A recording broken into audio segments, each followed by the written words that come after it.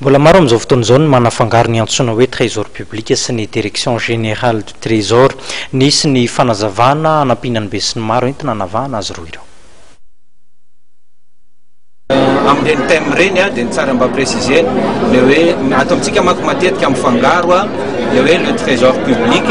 sy le hoe direction générale du trésor. Dia mandraindray izy ohatra miteraka resa be indrindrindra zany eo amin'ilay asa fanavaozana ataon'ny tahirim-bolam-panjakana atao amintsika zany. Ny tena marina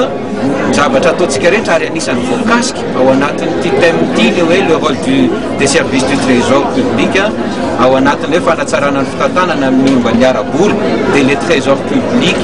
zay institution zany io zay iraisan'ny firenena rehetrarehetra naiza tany alehanao dia misy an'ilay trésor public atao ary mitovy avokoa ny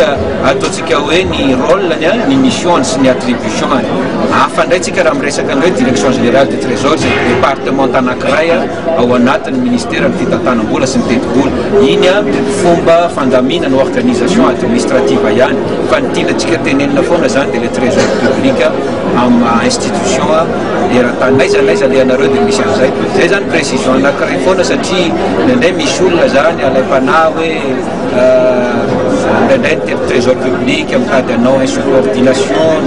na zavatra ohatry zany tsy mitombona mihitsy zany zay fa amin'ny direction générale du trésor fandamina dia manaja ny fandaminana ao anatin'ny resaka hoe fitantanan-draha-raha-panakana fa ny trésor public institution kosa iny efa mamy ary iny tsy miova naiza tany alehanao fa dia mitantana zay mety volam-bahoaka sy fananam-bahoaka rehetra izy ary mitovy avokoa fomba fitantanana an'io dia ny hoe ny tantanana azy amin'izay mahatsara madio mangarahara ary misy voka no an'nytoekarena na ny fiainan'ny mponina ao anatin'ny firenena anankiray.